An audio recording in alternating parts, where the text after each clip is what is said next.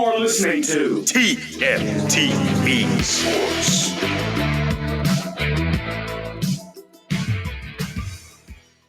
All right, everybody, welcome to TFTV Sports Section Morning Show. We got episode 9. Episode 9, July 17th. Got a little bit more to talk about today, don't we? We got a little bit more to talk about today. Deandre Hopkins signs with the Tennessee Titans, 2-year, $26 million with the possibility of it to grow to 32 with incentives. We'll talk about that. We'll touch on the season he had with Tim Kelly when he was down in Houston in 2019. Look at those numbers. We're going to talk about Nashville SC and their loss against Cincinnati, and we might have to change the colors in Nashville SC to some red in there. They even got red cards in 2-3 straight games. Fucking crazy. We're going to talk about LeBron going back to number 23. We're going to touch on Tennessee, University of Tennessee avoiding a bowl ban for over 200 violations, man. Twitter was in a frenzy. They was in a frenzy when that dropped. They was pissed. We're going to talk about Leo Messi being officially announced by Inter Miami along with Sergio Busquets and Jordi Alba. He wasn't announced with them, but he will be on the way there with them to be playing. And then we'll touch on some Arsenal versus MLS All-Stars, which will be on Wednesday, July 19th. So we're going to touch on that some. But the big topic of conversation today. First off, let's just give a round of applause for Rand Carthen and Mike Vrabel. They get 2. So we're going up I'm going to lay this out. We're going up against New England. The Chiefs are in the background. You know, we fly the guy Southwest. I didn't think he really would, be too receptive to that. But it worked, damn it. It worked. All the press around his visit to New England, he loved it, New England. Oh, him and Belichick, they got the best relationship. Belichick's in love with him. He's taking pictures with Agent Judon. Man, fuck that shit. He's a Titan. We didn't have to do all that. We just put his picture up in the little SUV that we picked him up off the Southwest flight with his damn number on there on the jersey. Showed him the CMAs, showed him Nashville, showed him the city, and he loved it. He loved it. He wanted to play for Vrabel. He said he wanted to play for a team with a good defense. Defense wins championships. We got that. Stable management. Everybody except for Carthen, stable. Check. Quarterback that loves the game. I think we got 3. Check. So, Twitter is all, not just Twitter, damn near a lot of the NFL fans, all different fans from all different walks. You got Texans fans salty. Of course, they be salty. Colts fans, they mad because they suck. Jaguars fans salty. They act like this ain't no big deal, but it's going to be a big deal when we play y'all. We actually got a weapon out there. And, of course, you got your other fans that are just salty saying, why would he go to Tennessee? Why would he go to Tennessee? Because he wants to fucking win. Because he wants to win. That's why. You got one of the best coaches in the league. One of the best running backs in the league. One of the best defenses in the league. That's why he wants to come to Tennessee. That's why he came to Tennessee. All that other bullshit's for the birds. One of the best defenses in the league. One of the best coaches in the league. One of the best fucking running backs in the league. That's why he came to Tennessee. All that other shit that y'all talking? Nah. Like I said earlier, we ain't got to win. We ain't got to win polls in June and July. We're trying to win in December and January. That's what we're trying to do. I don't know about y'all. I'm not worried about the polls in June and July. Worst offense, worst receiving core. I bet you ain't 32 now. I bet you ain't number 32 now, ESPN. I bet you ain't. Let's get into this contract, man. Let's get into this contract. We're going to be taking callers all morning. All morning, 931-603-1476. 931-603-1476. Make sure y'all subscribe on YouTube. Make sure y'all subscribe on Twitch and give us a follow on all socials at TFTV Sports. And on Threads, I think Threads is done. I ain't heard shit about Threads, but I'll still announce it. Threads and Instagram at TFTV.sports. Y'all make sure to give us a follow on those. Best way to support us. Make sure y'all call in today, 931-603-1476. All right. So the contract, 2-year, $26 million with the possibility to go up to 32 with incentives. And I'm going to go through these incentives. So his incentives are broken off in catches, yards, and touchdowns. And this is spread across 2 years. So it's valid for, the first year. These numbers are for 1 year apiece, 1 year at a time, right? So, and catches, yards, TDs. For the catches, he gets $250,000 if he gets 65 catches. He gets 500 more if he gets 75. Oh, no, not 500 more. He gets to 500 at 75. Then he gets 750 if he gets to 85 catches. And then if he reaches 95 catches, he'll get that full $1 million in bonus incentives. That's the catches. Yards. If he gets 750 yards, he'll have $250,000. If he gets to 850 yards, he'll get 500,000. If he gets to 950 yards, he'll get 750,000. And then if he reaches 1,050 yards, he'll get that full $1 million.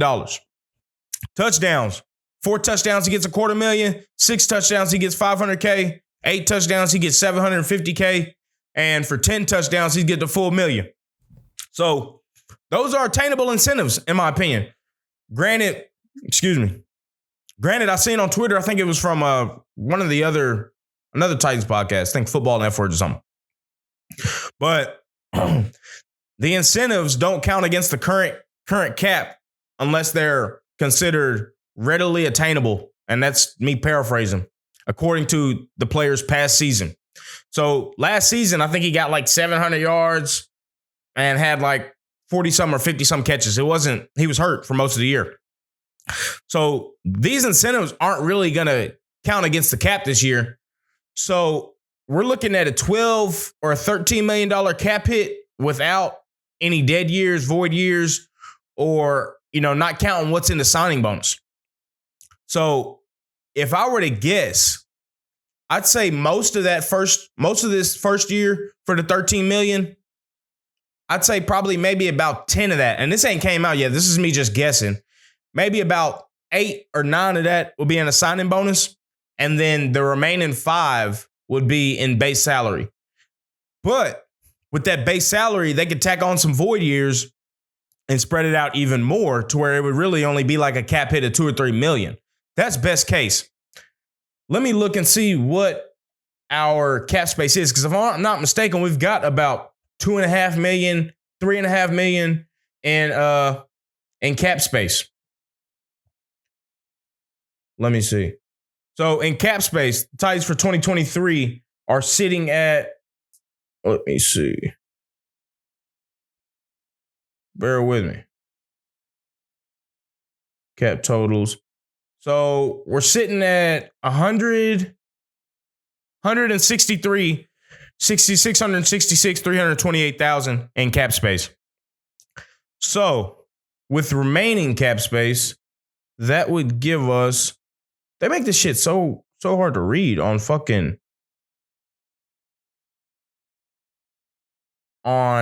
Track.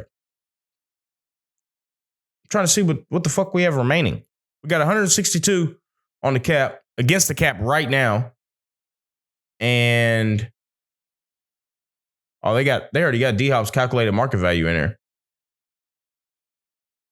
And adjusted is 230, but you got to remember, we've got damn near 40 million in fucking dead cap.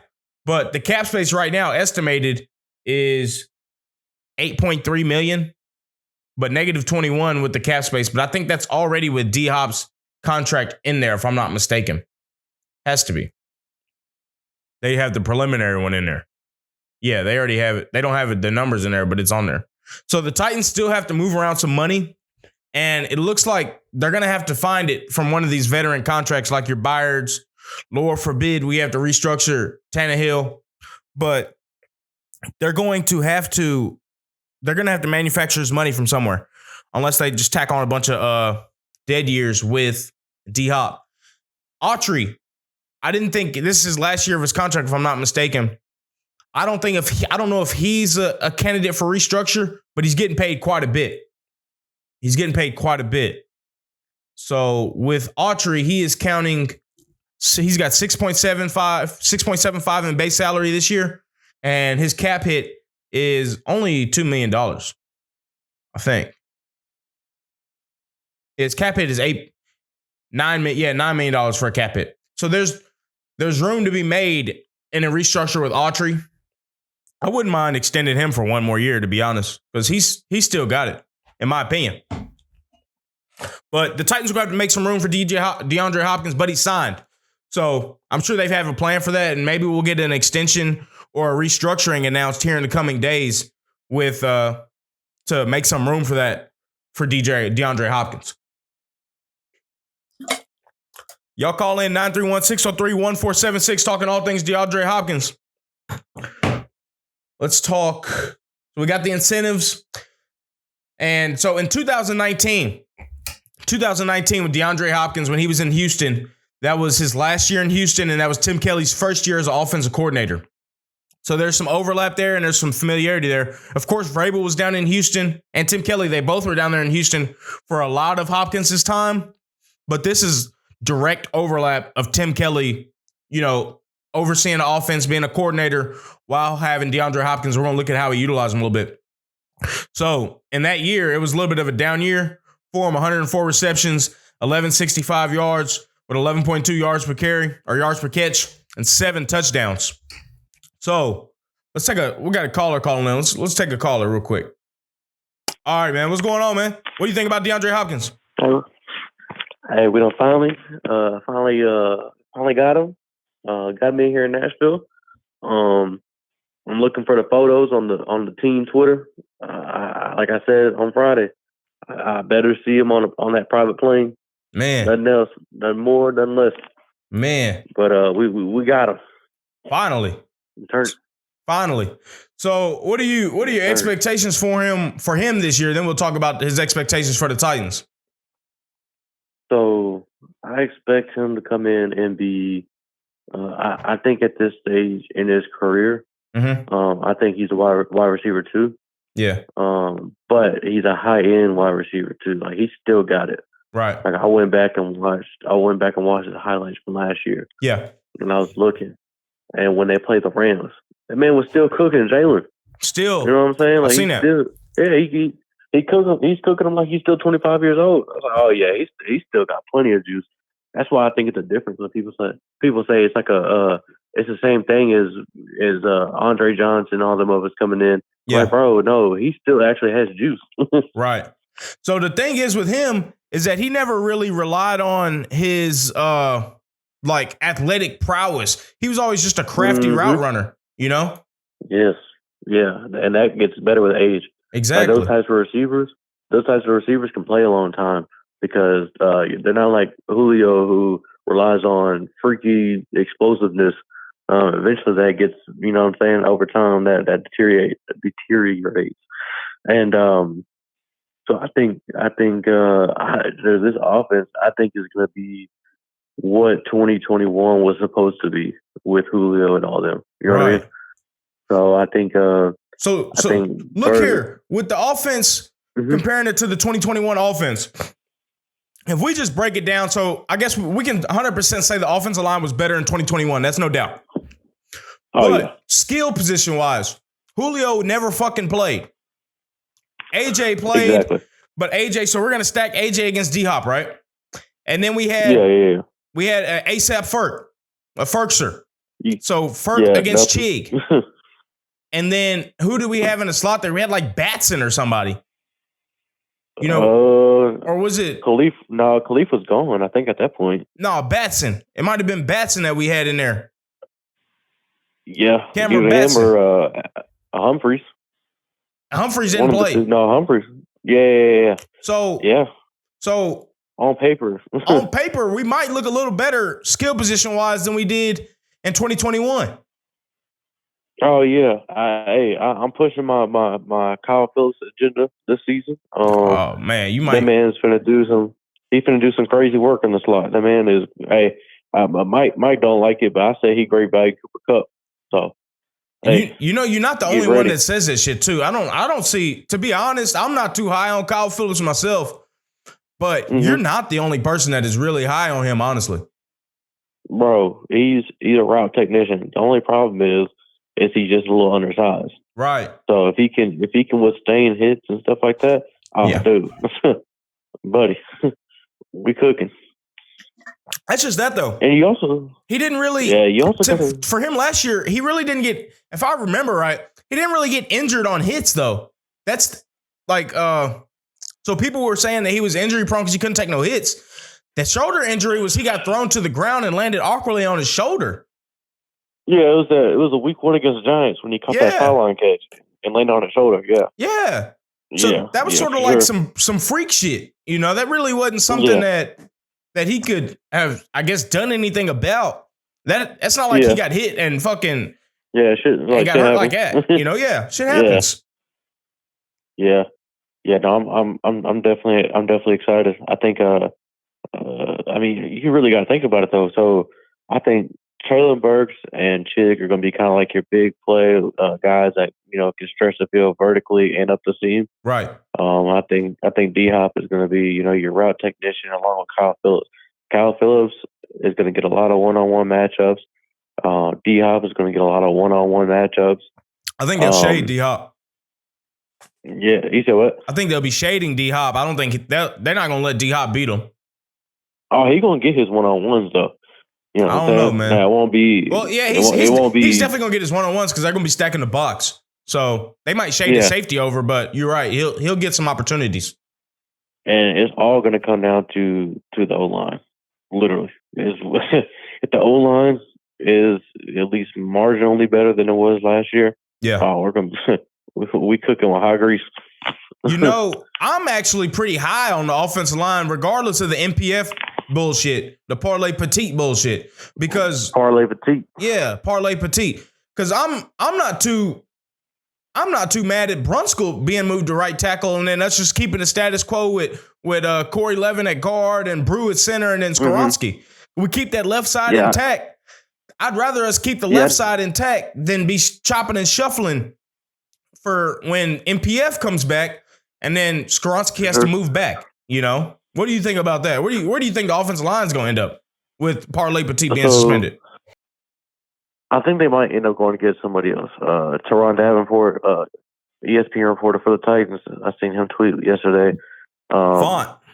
Yeah, he said that there's another right tackle on the free agent market that they might end up, I want to say it was Noah Font, I think. Yeah, something like that. And he replied in the comments. He said all they got to do is call him. You see that? Oh, hey. Buddy, I'll pay for your flight. He said, we'll get you in here. Yeah, I don't. So the Titans send you Southwest. We might have to. TFTV might have to send you Spirit. Yeah. You might make it. You might not. But you know what I'm saying. We're gonna do our best to get you here. Yeah. But he replied to TD and was like, "Yeah, all they got to do is call me." So we don't have I don't know if we have the money to do that yet, though. We got to make some money with a restructuring or something. Or an extension. Yeah, so I heard you talking about that before I called. I do think it's probably going to be Harold Landry. That makes the most sense. It's the easiest one to do. Why you say it's the easiest one to do? It's the easiest one to do because it frees up the most money. Right. Out of any other restructure that you could do. Well, that's not the one that frees up the most on the roster. Well, which one would that be? Tannehill frees up the most if you restructure him. But we don't want to do that. That's not even an option. Oh, yeah. Yeah, no, I think if they restructure Tannehill, that's a big mistake. Now, here's the real question, though. If he, say, for instance, hypothetically, we get to the AFC Championship, right? I'm not saying we winning it, losing it, but we get there, and Tannehill's a big reason why. Like, he goes out there and balls out 300 yards, 3 touchdowns, and, both playoff games. Yeah. Do you run it back with him for another year? I'd try. So his contract, I think it has a year built into it. He has two more years built into it. And look, if he gets past this year, I mean, he's worth keeping the next 2 years because his cap hit is only he only has a $9 million cap hit the following year and then 4.6 in the last year of his contract. Right. So if he balls out this year, he's worth keeping for the next 2. And you could let one of them, either Willis or Levis just continue to develop for 2024. And then we would have to do like a Jordan Love situation where we extend them prior to 2025 so they're not playing on a rookie deal. That's if Tannehill balls out like we hope he does, but I don't foresee that. I think he'll be out of there by Halloween. But You think so? Yeah, I'm sticking to that, dude. I think we'll have a change made by Halloween because that first stretch is bad, and I think Vrabel is going to want to make a change. That's just what I think. I don't know about that because if he's getting up out of there by Halloween, that means our season's kind of derailed. No, hell no. The season kind of a disappointment. No, the season is not going to be derailed by week 6. The rest of the year is. I ain't gonna say it's easy because ain't no games in the NFL easy, but we've got one of the easiest strength of schedules. Our schedule is cake, not gonna lie. Especially after week 6, we have a gauntlet the first 6 weeks of the year, and after that, it's much more manageable.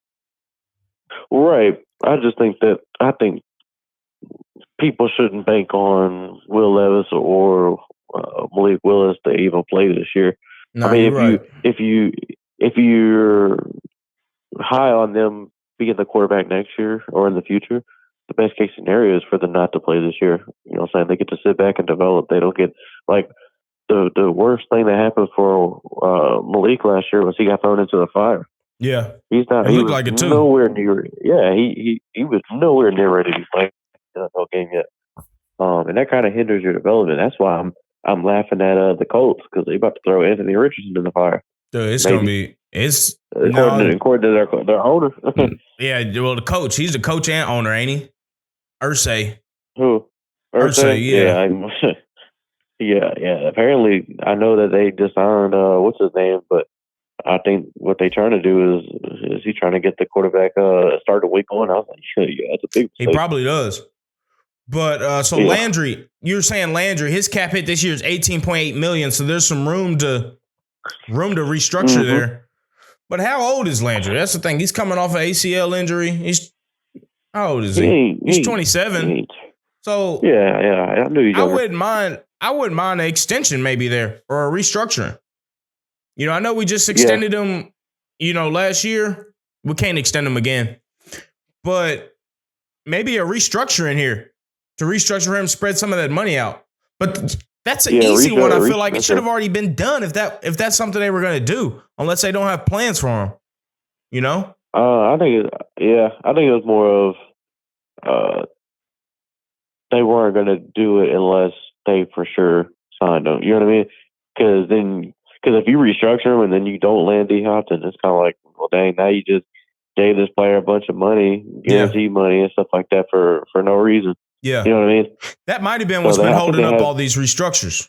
Not all these restructures, but whatever we have planned. Right. I think they have until I can't remember what the deadline is, but they got a couple more weeks, so they have to get the cap number or below the cap number. Yeah, so they'll figure it out. So at this point, Landry's a candidate for restructuring. Tannehill's an obvious candidate, even though some people might not want him to be there. But KB is a candidate for restructuring. Derek. I thought he already restructured earlier in the offseason. No, he didn't. No, he just they actually.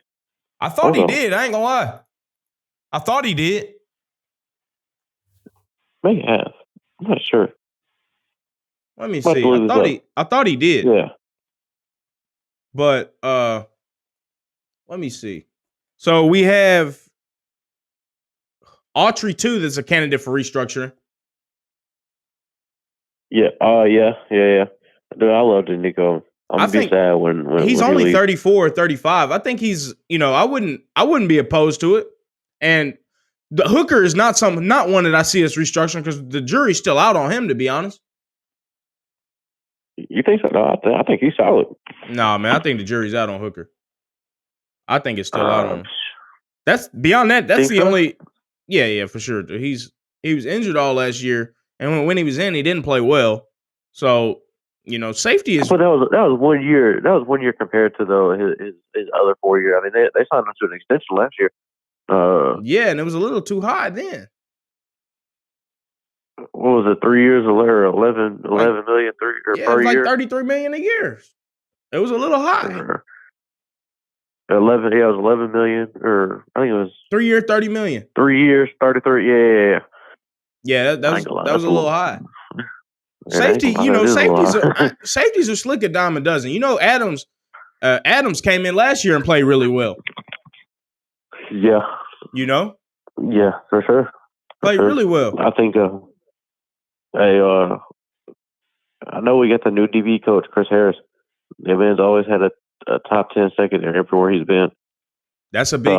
That's a big get that we have too. You know, he had a ton of DC interviews. He almost got taken from us. Right. Yeah. Before we even had him. Yeah. Right. I think two was gonna be great. You know, like it's a long shot. I don't see it happening, but what if he turns Farley into what he's supposed to be? And that's kind of like another piece you got to add to the, you know what I'm saying, to our defense. But hey man, if Chris Harris turns Caleb Farley's career around, he needs to be a head coach somewhere. He needs to be a head coach somewhere. 100%. Yeah, 100%. Anywhere he chooses, he needs to be a head coach if he manages to pull that off. Yeah. I ain't gonna lie. Caleb, he's a lost cause to me. I agree. I feel the same way. But, I mean, hey, you might as well try something. Right. You know what I'm saying? But no, what I'm excited too about our offense, you got to think about it. Oh, before you get on offense, you forgetting about Murphy Bunton too. Oh, yeah. Sean Murphy Bunton. Yeah. Hey, him, Elijah Moden, McCreary, Fulton. We got a nice little. People little always secondary. ask me about the secondary. I'm optimistic about the secondary. This is the young ones have had another year to grow. We added Sean Murphy Bunton to it, and we're getting Harold Landry back. Yeah, and with that D line, think about it. That D line got Harold Landry, got Rashawn Weaver. Yeah, you got Big Jeff, Tanico Osprey, Tart. Yeah, I'm optimistic about the secondary. Yeah, our defense is gonna be. It's gonna be nasty. Yeah, it's gonna be like Mariah Mills. With this offense. You know, what was you saying about the offense? Hey, the offense though. One thing I'm excited about is it's not going to be like Julio, where we kind of have to acclimate into the offense. Like D-Hop played in this offense for the first 8 years of his career, right? Or so, you know what I mean? So, and he also what D-Hop does a lot in the offense that he plays in is he usually has the free will to run his own routes. Right. That man makes his own route tree. So I feel like if he can build that chemistry with Tannehill. I think what I will say about that, even though I'm not his biggest fan, I think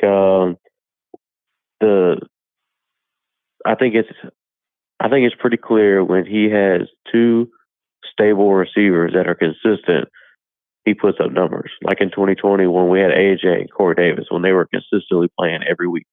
Yeah, he only had one receiver last year, wide receiver one, Westbrook-Akina. Yeah. So I think this is a big bounce back year for him. Yeah. I think if he plays well and he comes out hot, I mean, we'll see. Now ultimately, his ultimate test is when it comes to postseason. Because that man, he'll do whatever in the postseason, but come playoff time, he pisses down his legs. So we're gonna have to see what he does. That's why for me, that's why I'm not high on Tannehill, because I already know what the fuck he's gonna do when he gets in the playoffs. That's why I just want to see something new. I'm tired of seeing that. If I can't, I don't think I'll be able to take another 5 interception game. Didn't he throw 5 against the Bengals? Man. He threw 3. I was there. I was there. Yeah, it felt like 5. Yeah. I don't think I could take it. First play of the game. Pick. Yeah. First play of the second half, pick. Last play of the game, pick. Last play of the game, pick. Like, bro, dog. Me and my dad, we were out there, and when we did that last pick, we sat down in our seats like, well, season's over. Man. I was just talking about that to somebody. You know, I was walking around Broadway after the game, and the Bengals fans were just so nice. You know, I don't have no quarrels with Bengals fans because every time some are pretty cool. They're all pretty cool. Last year when they came down, they were pretty cool. That playoff game, they were all pretty cool. I fuck with the Bengals fans. Yeah, they all right. You know, they wasn't talking too much shit. Because they wasn't used to winning. They better than us. No, you see how we acting after we just signed a guy. Right. And you said you on Broadway. You leaving the Broadway girls alone? Man, I'm working Wally. Man, I did some unbearable shit. I was disappointed in myself that night, bro. I was at a bad space because the Titans lost. Oh man. Yeah, I had up some old old work like the Titans calling back. Man. Not I was about to say Lindell White because she wasn't big, but like the Titans calling back Gary Collins. Oh man. Yeah, it was a bad night. It was a bad night. Oh, it was damn bad. It was a bad night. Hey man, shout out Terrell. Shout out Terrell getting the deal done, man. If you're listening, hey, appreciate you. Look, man. Your clothes signed, still delivered. Terrell sent me that picture right after he took it, right? I asked him, I said, what did he say about D-Hop? Terrell froze up and forgot. He didn't even ask him. Oh, no. Oh, Terrell. All right, so he can't even take no responsibility for that. Yeah, Terrell, we're gonna have to get on your ass about that one. Yeah, come on, Terrell. When I see you next Sunday, man, hey, we're gonna have to get in on because come on. Most important question of the offseason. Right. And you pissed down the leg. Pissed down his leg. Come on. But yeah, looking at the restructures, man, I'm thinking it's gonna be, you make a good point with Landry, of it being Landry. I think Landry would be the best one, or Byard. I wouldn't mind it being Byard. Yeah. But I'm not sure. I'm not sure what he would, how he would take that, because we offered the pay cut, but I don't know. Well, no, see, any player will take a restructure. So, because they get that money up front. When people say, "Oh, people make it out to oh, he's doing it for the team. He's getting a restructure." Duh, anybody would take a restructure because they get a fat signing bonus. Yeah, you want your salary up front instead of throughout the whole year. I want my shit up front. Right. I'm finna tell my boss tomorrow. I want a signing bonus, or I want a restructure. A restructure for the team. I'll take it for the team.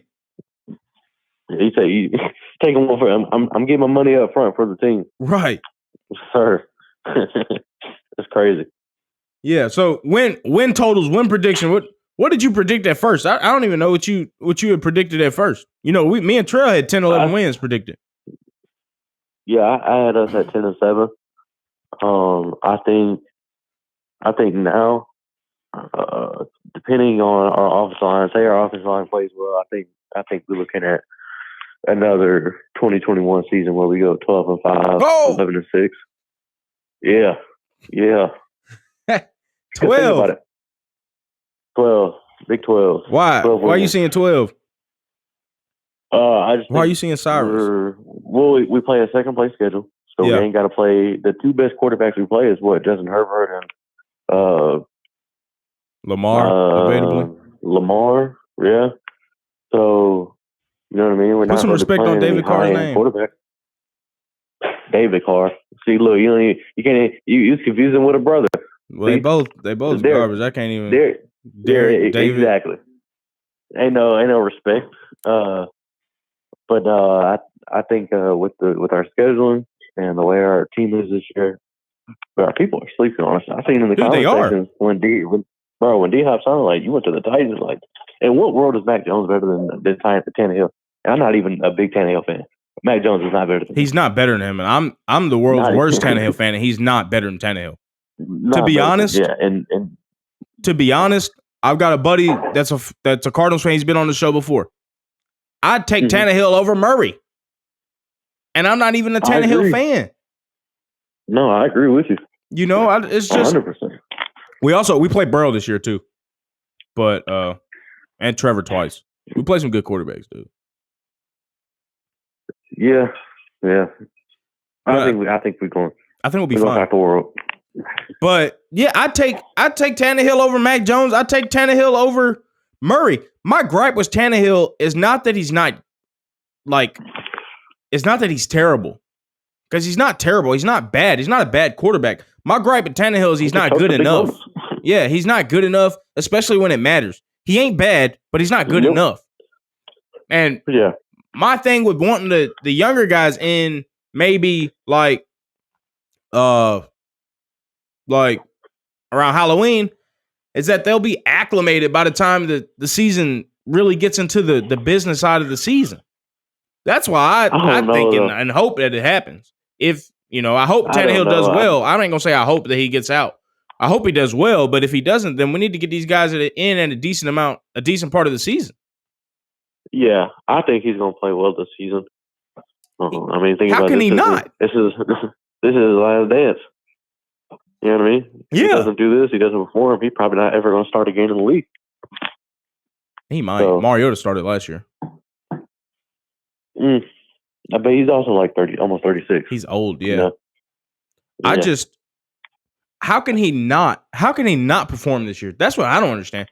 The only way he can't perform is if the O-line is atrocious, but it can't be worse than last year. It absolutely cannot be worse. It's impossible. Yeah, no, they ain't got Dennis Daly out there on the left side. Yeah, no. That alone. Yeah, it can't be worse. That alone. Be marginally better. And Davis was dog shit last year. Okay. You know, Davis wasn't great. Yeah. So it cannot be worse, to be honest. Yeah. So we got a new offensive line coach, didn't we? Yeah, and we got a new offensive line coach in. So you know, and a new coordinator, so we don't have Todd Downing calling plays. It cannot get worse than it was last year. That was one of the worst offenses I've ever seen. That is the worst offense I've seen in the Vrabel regime, but it's one of the worst offenses I've seen in the last 15 years as a Titans fan. Yeah, I added Tim Kelly to one of my Titans group chats on Twitter, and I told him he better get it together. We're going to have some problems. And he left shortly after, so I hope he got the message. He's on Twitter? Yeah. I added him on Twitter like right after we announced him being our OC. Oh, and I made it clear that, you know, you better be on the P's and Q's this year. He left shortly after. But he saw it, though. You know what I'm saying? So he saw it. So he's straight. I hope it's keeping him up at night. You know what I'm saying? Struck some fear in him. Right. You know what I'm saying? We ain't playing. We're gonna TP your house. Yeah. Damn it.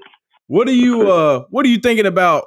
So we'll move on to Nashville SC, man. What are you thinking about the red card fiasco? I was thinking Nashville SC needs to put some red in their color scheme. Oh my God. There's 2 games in a row, back to back, two men down. Do you think they were justified? Yeah, I think yes. I will say they're both justified. Me too. The first one, I mean, like, bro, you touched the ball with your hand, like, right, on purpose. Like, what are we doing? It was stupid. This ain't middle what school. Washington was what are we doing? Oh yeah, he shouldn't be on the field. Yeah. And Pico, that was more just frustration. But you could see in the first. That's why I think they should have subbed him off. Because Washington was about to get subbed off too. That's what's crazy. Yeah, I know. I think Pico was too. And then, for Bunsbury.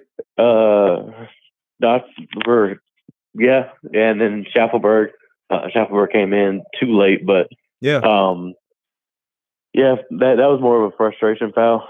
So I mean, you know, it is what it is. I think the ref might have should let it go, but it was probably the correct decision. So I can't really blame him. But hey, Sam Surge is the Batman signal is out in Nashville. Sam Surge. When is he going to get announced? Yeah, it has to be this week, sometime this week. Surely it has to be this week. Yeah, I think Nashville SC kind of waited for the Titans to do their little D-Hop thing. I think they're going to announce it this week. They have to, bro. You know what I'm saying? I think, yeah. We need D-Hop at a game too. So, for sure. What I'm saying? I'm going to the August 20th game against who are they playing August 20th? Are we playing against the Mexican team? No, not the Mexican team. August 20th, the next regular season game. New England. Yeah. I'm going to that game. Oh, you going? Yeah. Oh, yes, sir. So hey, we're going to have to get we're going to have to get Mike and Trey acclimated with some soccer now. They got to get used to it, man, because it's going to get talked about. Oh yeah. We're going to have to get them up on transfer fees, all that shit. We're going to have to get them right. All that shit. We're all going to have to go to a game too. You know what I'm saying? Yeah.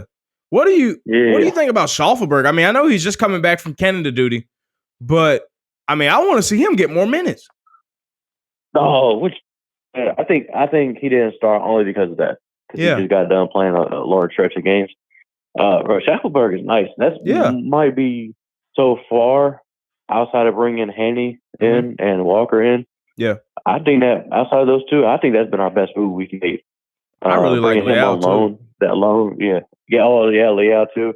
but that loan to buy move we did with Toronto for Shackelberg, yeah, that was nice because Shackelberg he's a lot faster than what people think. Dude, he's fast. Dude's actually got, yeah, he got some pace on him. Yeah, and I think with this new striker, combine him with Shackelberg, Fafa Pico, Hanny, Leal, all up in the front. Yeah. How do we set up with the new striker and trying to get Shackelberg in there starting?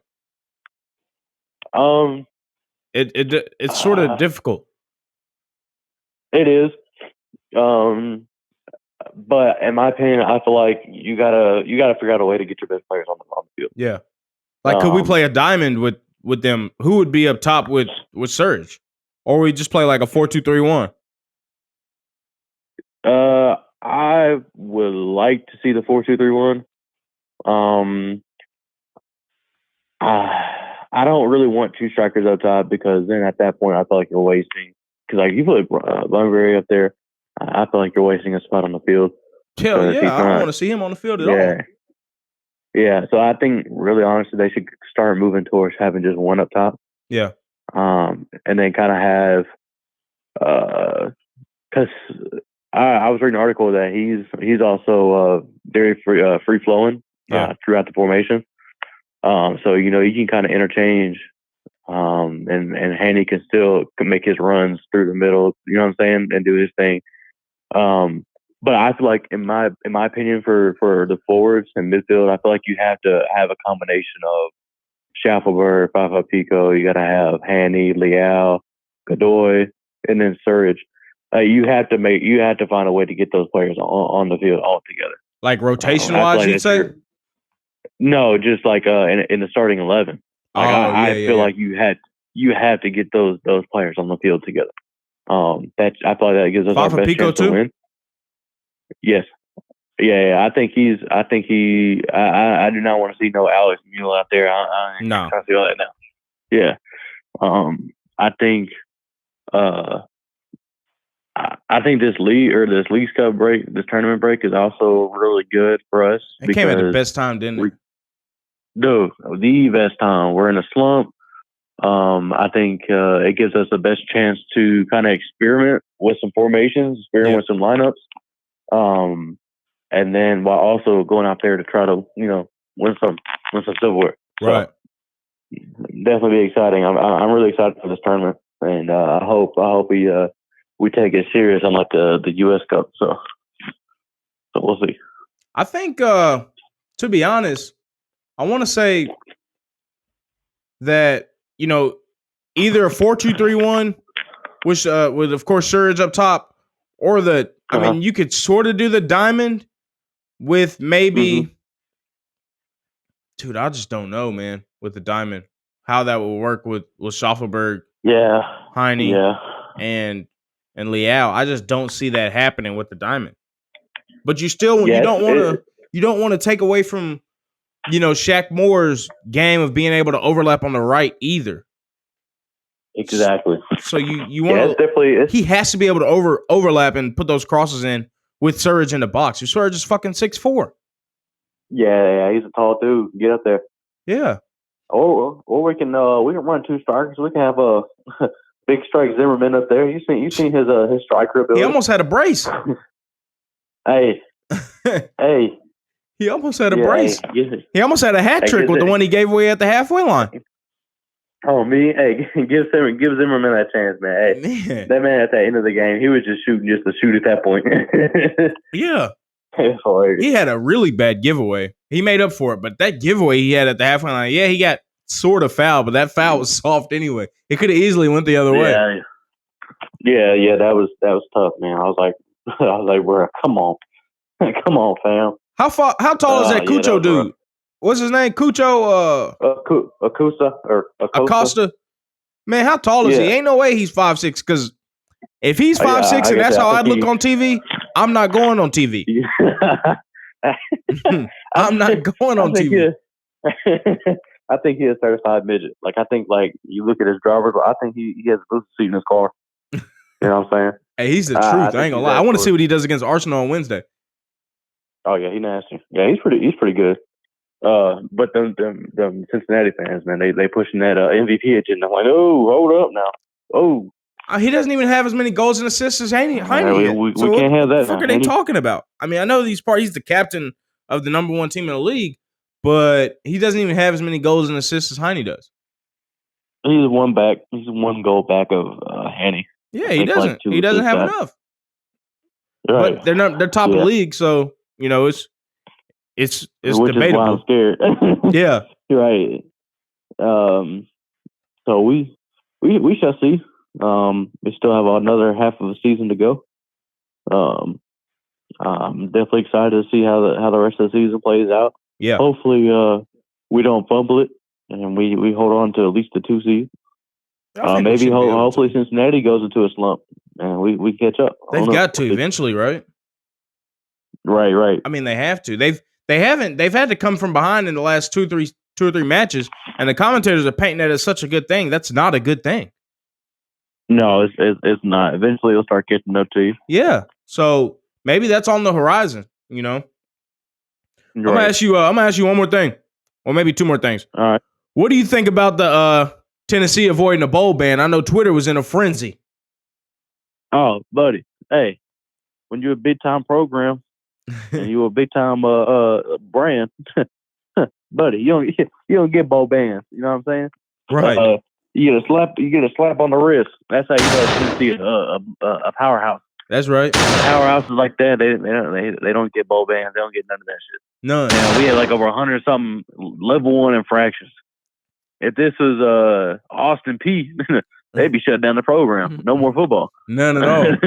Dude, I was in a group chat with a Louisville fan and an IU fan, and they were hot. Oh, I bet they was hot. The IU fan was talking about how they got crucified, and the Louisville fan was bitching even more. Oh man, yeah. Y'all ain't up here with the big dogs. You get up here with the big dogs, you get away with stuff. You know what I'm saying? I think too, we really only got. I know we got the scholarship reduction, but yeah. I got a way around that. I got a loophole. What's the loophole? Loophole is you got NIL. So I don't know if you knew this, but Josiah Jordan James, UT basketball player. Mm-hmm. So he came back for another season. Yeah. But there wasn't enough roster spots. All the roster spots were taken up. Well, so which means he has to walk on. So he walked on, but his NIL company that he's with is paying for his scholarship. So it's basically like having an extra scholarship without, you know what I'm saying, without actually taking one up. So we have to reduce 12 scholarships over the next 5 years. So that's almost on average about 2 per season. Yeah. So really, honestly, you think about it, you can tell two players, hey, we're going to get you on scholarship next year, but for this year, since we only have, a certain amount of scholarships, hey, we're going to get you hooked up with the NIL and we're going to get you your scholarship paid for this year. And then next year we'll put you on the actual scholarship. So there's definitely loopholes. So really, in reality, we only got fined $8 million. And the money ain't shit. We got oil money here in Tennessee. Yeah. Hey, we got oil money up here. We got Pilot Oil. Yeah. Sponsoring Tennessee. Yeah. The Haslam family. You know what I'm saying? Shout out to the Haslams. They've been funneling all this money into. Hey, we like the cartel up here in Knoxville. And they were already self-imposing some of those scholarships anyway. Yeah. So think 14 about how of crazy that is too. Yeah, think about how crazy that is though. We still went 11-2 with the scholarship production, and in year 2 of Heupel. Yeah. Hey, give Heupel his players and his, you know what I'm saying, what he needs to succeed. Oh, buddy, we're gonna be good for a long while. What are you expecting this year? Yeah. I ain't gonna lie. I know this sounds like every typical Vol fan. Yeah. But I think honestly we're going 12-0, and I don't mean that as like a joke. Like I really genuinely think there is a path to 12-0. Georgia's going through a change at quarterback, so he's unproven, and you know how they do with unproven quarterbacks. They did well with one last year. Unproven quarterbacks. Stetson Bennett is an anomaly. And then you got Bama who's going to right. And still didn't graduate. And you got Right. It's crazy. You got Bama, who still has questions at quarterback. Yeah. And they really honestly don't have no receivers. So I can still see us winning that game. And those are the only 2 games on our schedule that we really should be worried about. You know what I'm saying? So What about going to the Swamp? That's not no easy game ever. hey, the tide has turned. we run this. We run it now. I know it's been almost 20 years. Oh my God. Yeah. We about to go crazy in the Swamp. I'm predicting 14 plus. Has the spread came out yet for that game? What do they have as favorite? Yeah, we favor by 7.5 against Florida in the Swamp. Oh, they got us favored by over a touchdown. That's good. That's good value there. So that should tell you that should tell you what they think of Florida. Florida's gonna be worse than they were last year. Think about it. They ain't got AR to save them no more. Right. They got Graham Mertz, Murder Mertz as they call him, at the quarterback position. I'm worried about that September 9th game against Austin P. Oh yeah, Austin P. They gonna throw all the shots, man.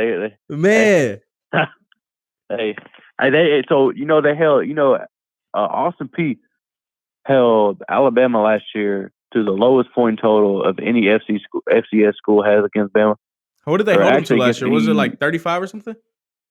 38. 38? They, you know what I'm saying? They got blank 38 zip, but hey, they stood tall. They stood on their 10 toes. They were playing defense. Pat Beverly. They wasn't worried about scoring. They was trying to play some defense. Yeah. Right. They was getting timely stops. Yeah. But crazy. So you think playoffs? You didn't say nothing about Natty or nothing. Oh, college football playoffs, yes sir. Hey, when you get in the dance, we'll see what happens.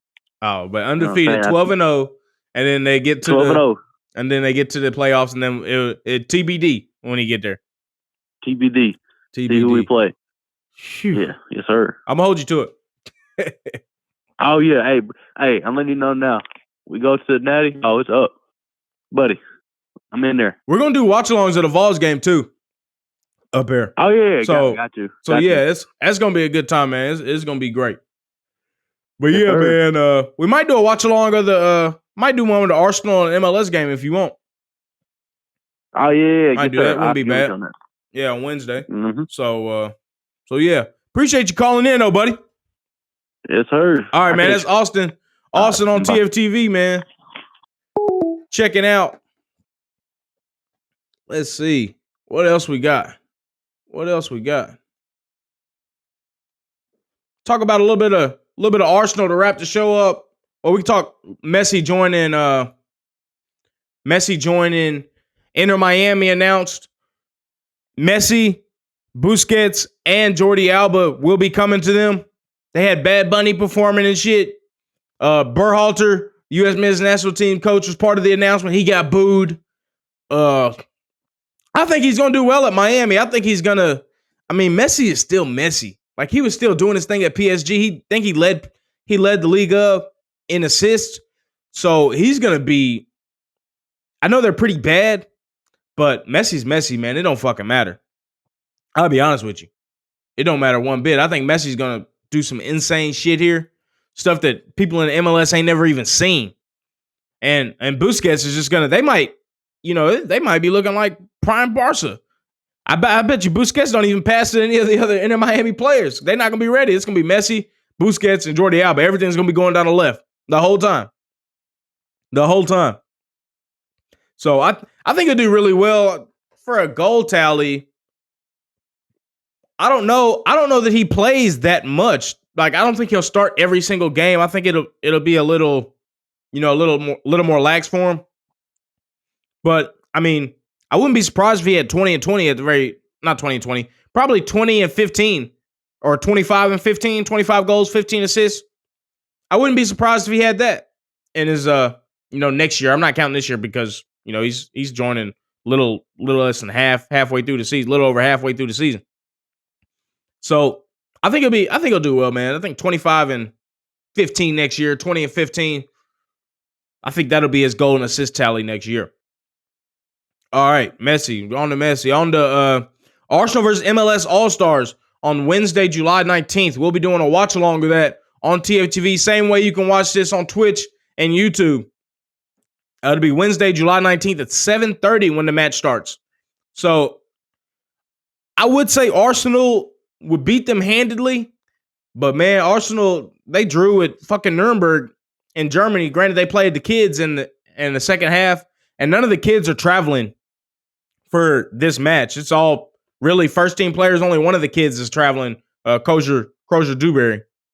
But I still think that they'll beat the All-Stars maybe 3-2, or probably 3-2 maybe, or 4-3. I think it'll be higher scoring. I don't think you'll see like Saka playing over a half or even Jesus playing over a half. It'll be heavily rotated by Arsenal, but I still think they should win, 3-2 probably. That'd be my prediction. And hopefully Mukhtar scores, of course. We want to see that. We want to see how he does against Arsenal. He's probably going to cook up Rob Holding or something, cook up Holden, El Nini, one of them. He probably cooked their ass up. We're going to see. Predictions, that's maybe Saka score, maybe Jesus score, and like hopefully Mukhtar scores, as we said. What else? We're going to wrap this bad boy up. All right, Braun. Talking about Braun. So Braun announced not yesterday, but earlier in the week, that he was going back to number 23 in honor of Bill Russell. So last year, after Bill Russell passed, rest in peace, he passed in the summer, the NBA retired number 6 all the way across the league. Players that already had number 6 were grandfathered in, but Braun, played the rest of the year out in his name, in Bill Russell's name, obviously. And this year, he's decided to go back to 23. So, man, Braun switched numbers I think this is going to be his 15th year playing with number 23. I prefer him with 23 anyway. I think it looks better than number 6. But he might be one he ain't going to get 23 retired. Maybe with the Lakers he might. I'd say with the Lakers he would. And Miami he'd probably get 6 retired, I'd imagine. It's possible. But I'm glad he's going back to 23. I think it looks a lot better on him. And I ain't going to say he's played better with 23 because he was a dog in Miami. And in the bubble, he was a dog with 6. So we're going to see, man. I like it better. I have a 23 jersey. I should have got a 6 jersey, a 6 LeBron jersey, but I wouldn't try to do that. But I do have a 23 LeBron jersey. So, I think that'll be it, though, for the show. Sports Section Morning Show. A lot of big news with D-Hop joining, man. Y'all let me know in the comments on YouTube, comments on Twitch, what y'all think about D-Hop, what y'all's win total is for the Titans, where y'all think where we'll end up with the Titans, like wins-wise, with 10 wins, 11 wins, 7 wins, 8 wins, whatever y'all think. And how y'all think D-Hop will do with his performance in the year, like how many yards he'll get and how many touchdowns you think he'll get. Also, let me know what y'all think about his contract. Is it too high, too low? You think Titans got to steal? 2-year, $26 million. Y'all let me know in the comments on YouTube and on Twitch, man. Appreciate y'all joining. I'll see y'all on Wednesday night, 7:30, for the watch-along of the Arsenal versus MLS All-Stars match. And then, of course, I'll see you back again on Friday, bright and early at 7 in the morning. Appreciate y'all joining. Appreciate y'all commenting. Appreciate my boy Austin calling in, man. I'll see y'all on Wednesday.